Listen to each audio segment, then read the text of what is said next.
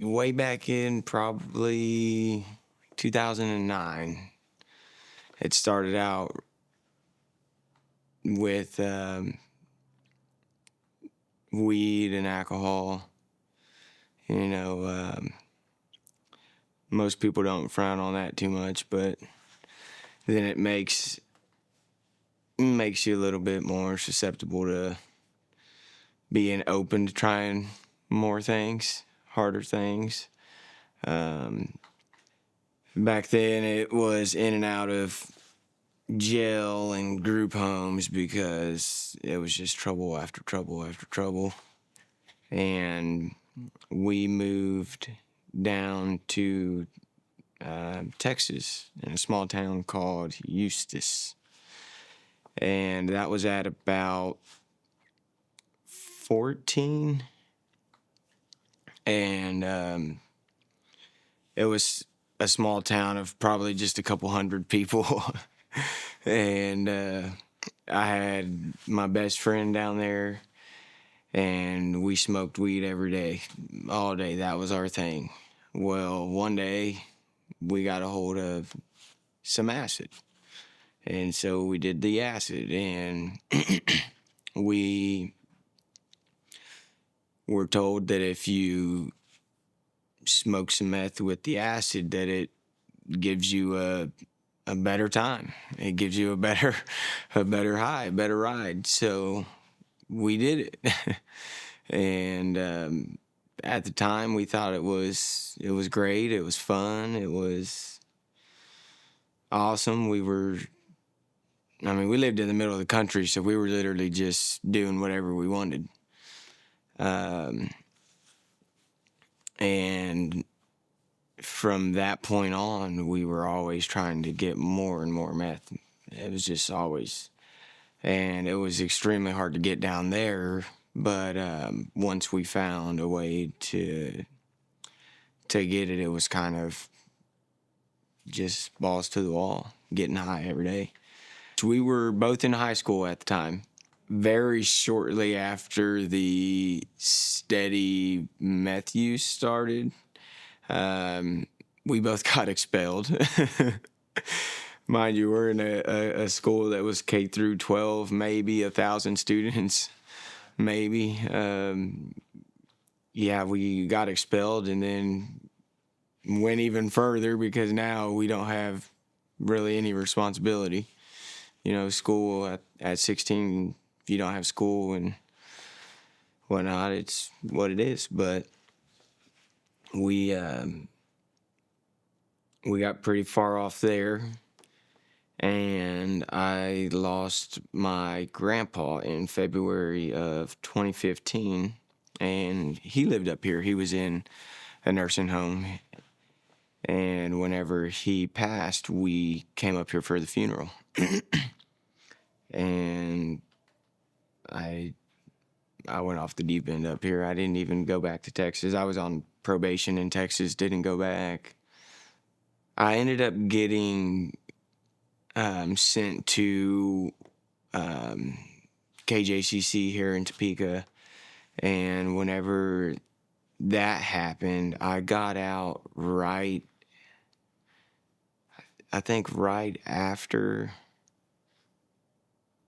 before my 18th birthday. So Texas ended up dropping all their stuff because I already went to prison up here and stuff for it. And I ended up doing 18 months in KJCC for stealing cars and running from the cops and burglaries. But they dropped theirs. I ended up getting out, went to an independent living in Lawrence, which was a whole nother fiasco. I was clean for a few months. Then we started doing coke, which led back to the meth, which then led back to stealing cars again. I got kicked out of there, and well, I got removed from there by my probation officer and got sent to a group home, which was a little bit more restrictive than the independent living. The group home things kind of picked up a little bit. I was doing better. I had a job. I was working 5 days a week. I was there for like 3 months. And I ended up getting into a fight and got kicked out of there. So then I went back to Wyandotte County JDC, and they sent me back to KJCC for 3 months. 3 months at that time, because I was still actually I went to the county jail at that point. I was over 18, but I was still on juvenile stuff, so they sent me back to KJCC, and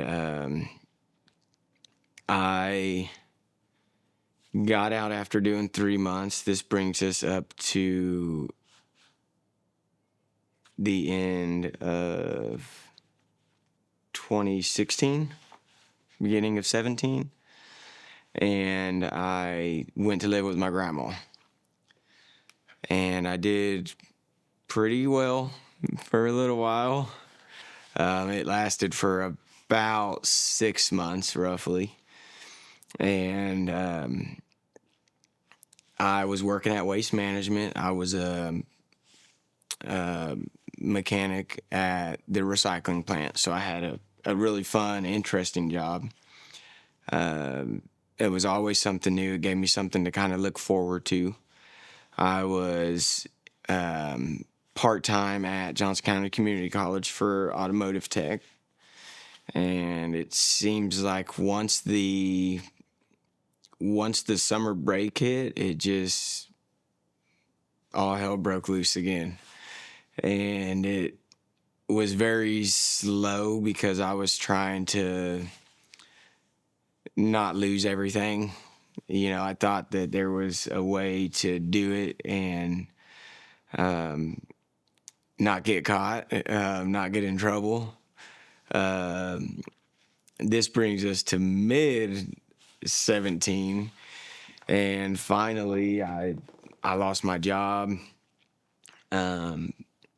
got my juvenile probation violated, went to the JDC or the county, and the juvenile court gave me an unsuccessful discharge. So I looked at that as a hell yeah at the time. Like, don't even got to sit in jail no more, you know.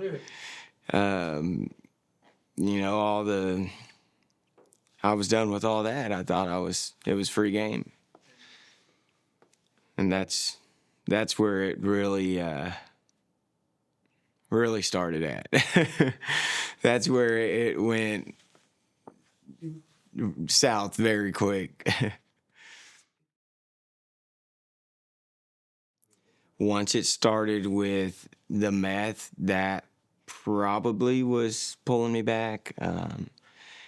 I know that I'm an adrenaline junkie. So it was fun running from the cops, and that whole thrill kind of just, it was a different experience that was hard to find elsewhere. Now I got my alternatives, but, back then it was just nonstop trying to essentially just chase the adrenaline high at the same time as I was chasing my addiction high. So it was kind of like they were just one and the same at that point. Mid 17, I was now an adult in the state's eyes. I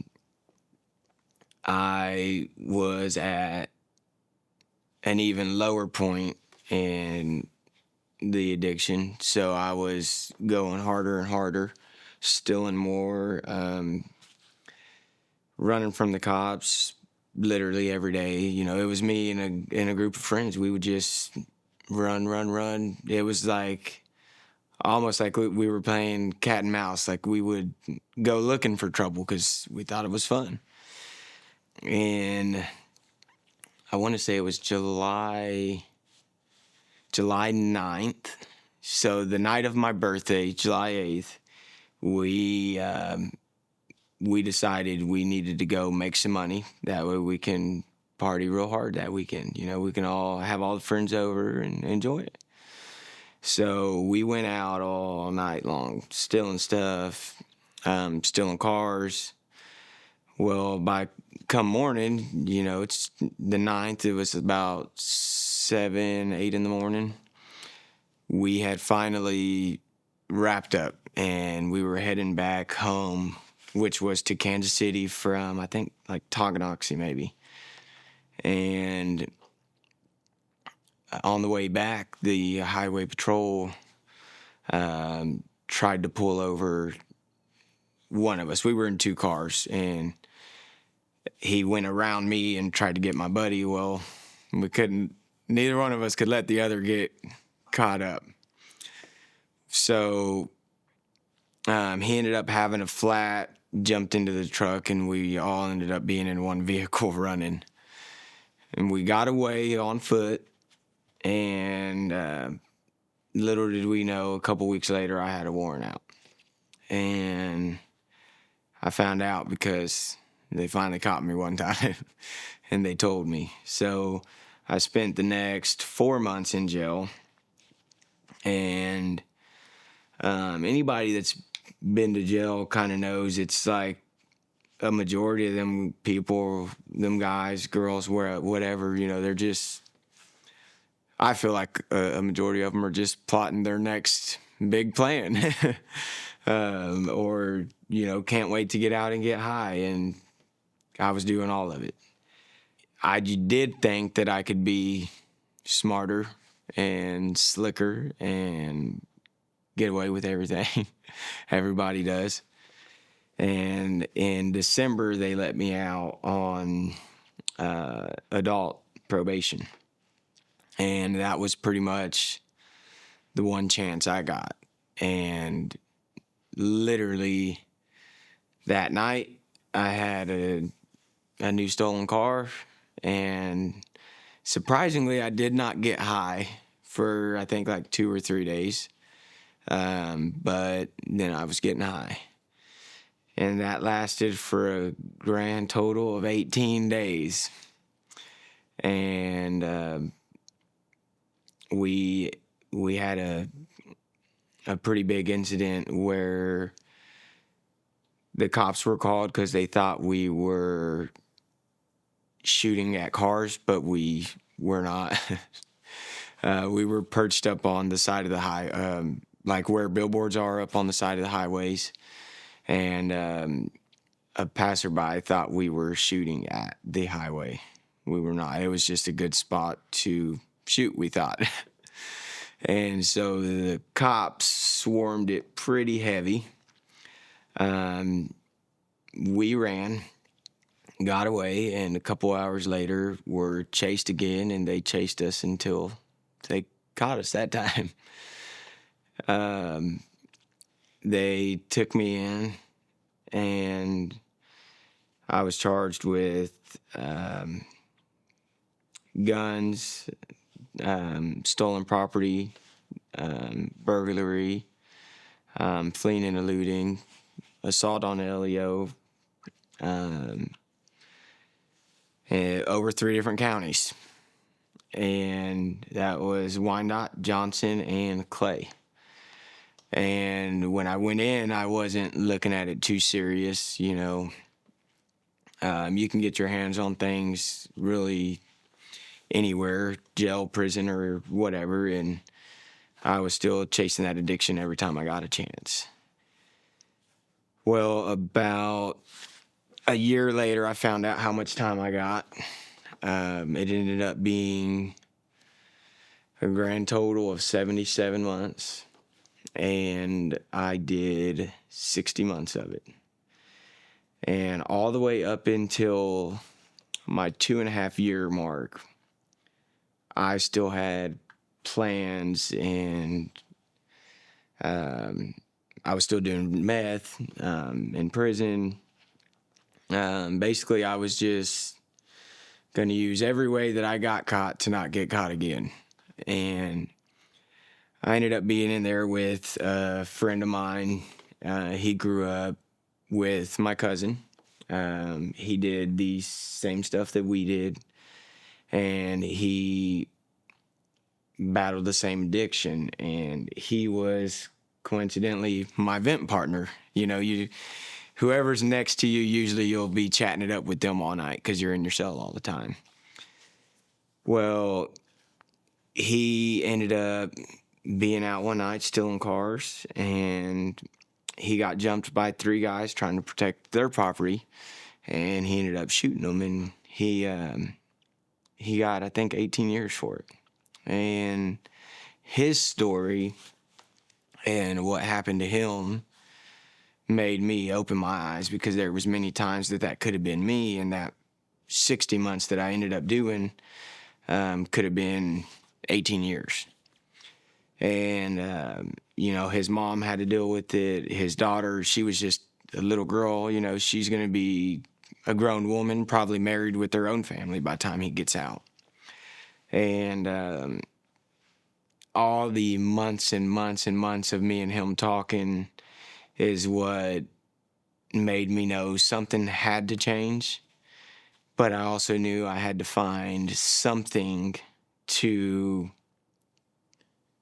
help me change. Well, my personal opinion is one of the big motivators for us doing crime and selling drugs and stuff like that is money, So I had to think of something that's felon friendly now, because I got numerous felonies. Something that doesn't take years and years of trade or schoolwork. And I had about another year to think about that. And I ran into another guy that was a truck driver. And he's the second person who made a pretty big impact on me. And he gave me every bit of information that I needed to get into trucking school, to get into it and not have to pay for it. Different programs that the states offer, different companies that will train you. He gave me like a list of all the felon-friendly trucking companies in the KC Metro. Like he helped, but he gave me like 2 pages front and back worth of information. And, we spent hours and hours talking, and he didn't have to do that.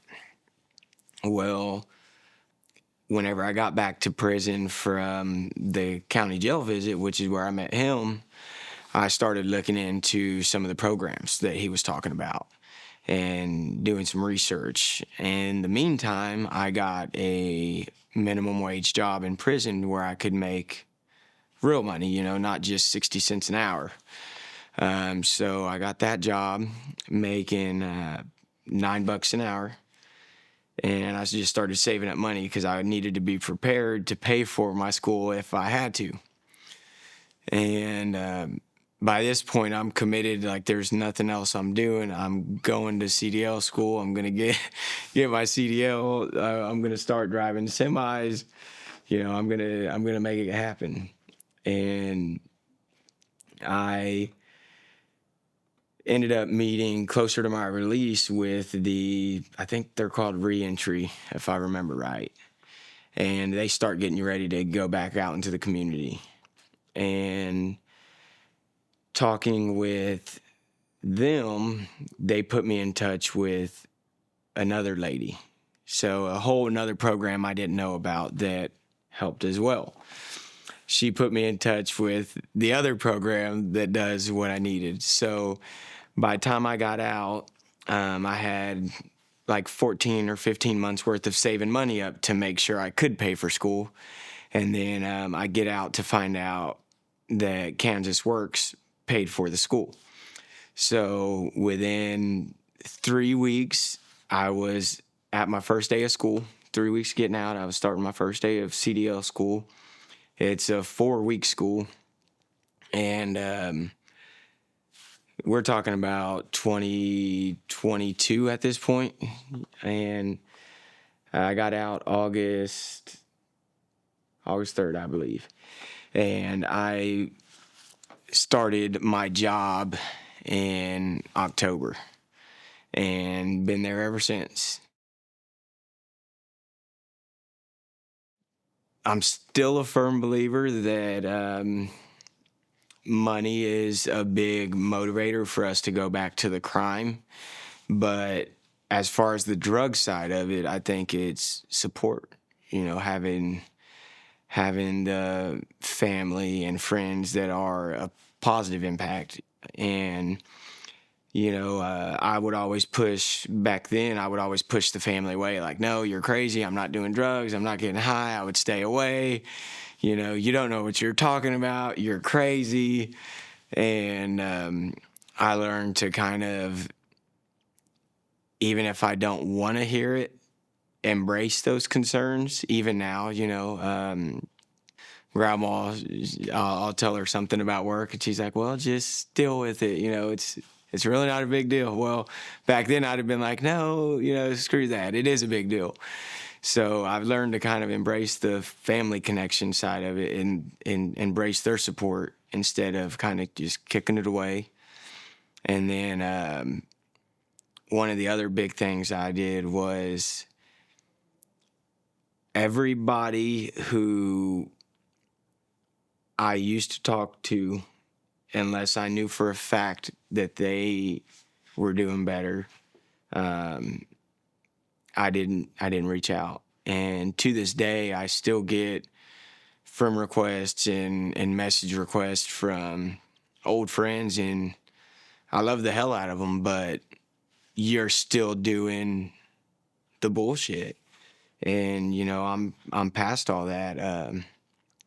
I've started building a life up for myself, and I'm working on a pretty good career and, planning on different things, and I don't have time for distractions. And as much as I love them, friends, family alike, I actually, when I got out of prison, I wasn't talking to my dad for a few months, and I love my dad. He struggled with addiction all his, from like teens all the way through now. And he was doing good whenever I got out. Or he started doing good again shortly after I got out. And I gave him a chance. And I told him, I said, I'm just letting you know I don't have time for it. And just like I've cut the whole rest of your side of the family off, I'll cut you off if I have to. I gotta protect me at this point. And there for about a year, we had a decent relationship. And then 6 or 9 months ago, I started getting some bad vibes from him. And then my suspicions were more or less confirmed with some actions that I was seeing out of him. And I don't talk to him no more. And it's tough. I love him. He didn't raise me by any means, but that's still dad. You still have love for all your family. And I cut him off, and that was a tough one to cut off. And I can't risk. I got out and I had multiple nieces and nephews born. 5 years is a long time. Both of my sisters got married. Well, 2 of my sisters. I got many siblings. But 2 of my sisters were married, and, I was sad that I missed all of that. I just seen one of my nephews born, and I got 5. So that's pretty tough, just knowing all the stuff you miss out on because of all that. And that's then just seeing whenever I go see them, the look in their eyes, the happiness on their face, it keeps me steering clear But it's not always easy. It's not, but the support that you bring around you can make it very easy. It can make it possible. Because all of us in addiction, you push it. You don't want to hear that shit. You don't want to be told this or that. You want everybody to think they're the crazy ones and you're not. And you want everybody to stay out of your business and mind their own business. And once you learn to, first off, you got to want change. But if you want change, you got to learn to embrace all of that. It's annoying sometimes. It is. Sometimes it feels overbearing, but it's all because it's love. Um, Hell loves overbearing sometimes. It's what it is. But your support system will care about you, whether that be family, friends, siblings, husband, wife, boyfriend, girlfriend, kids. That's your support system will love you and care about you and help you find an exit. If I would have wanted the help and I would have leaned into my family for the help, they would have helped me get it. But I was adamant that there wasn't a problem. Like I said, all the way up until 2.5 years into my prison sentence, I didn't think I needed help. I didn't. And I got off probation last December. 1 year out of prison, I bought my house. Been remodeling it, so it's been a little chaotic, but I stay busy with stuff like that. Now, when I need a little bit of an adrenaline release, I jump on my motorcycle and just fly down the highway. This time has been so different than anything else I've experienced ever in life. I mean, I've been on 2 vacations now since I've been out, and my last vacation was when I was a kid, maybe like 8 years old before that. And that's like, that'll make you feel good. That'll keep you going in the right direction. And works really good.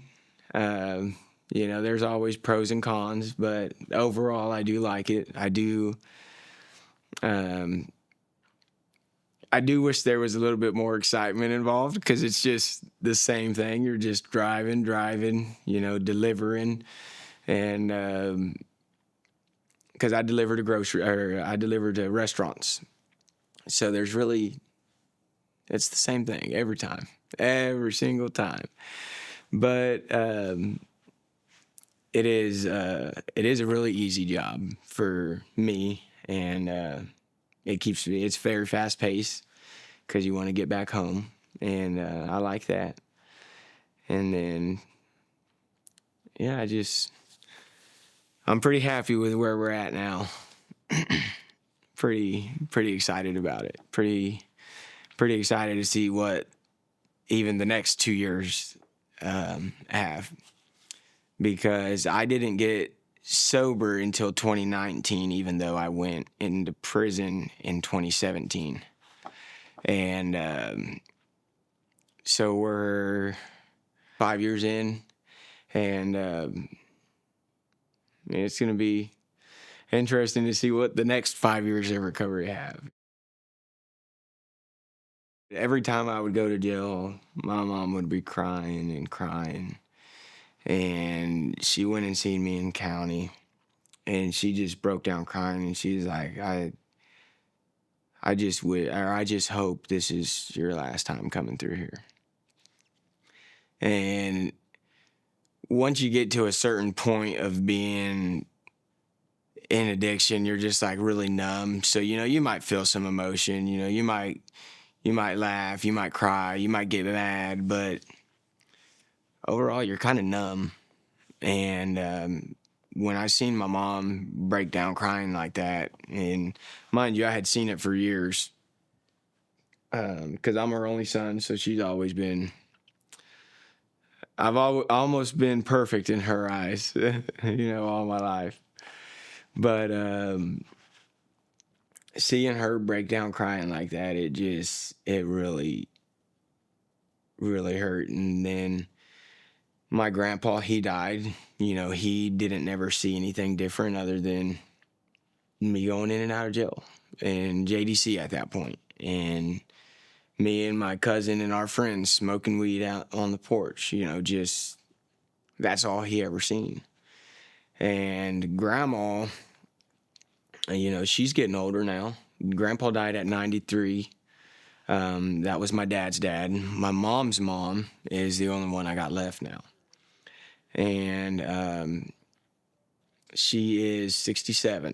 And I don't want her to go out, seeing me. Oh, well, TJ was up to the same shit. He's never going to change. I want her to rest easy knowing that TJ's definitely doing something different.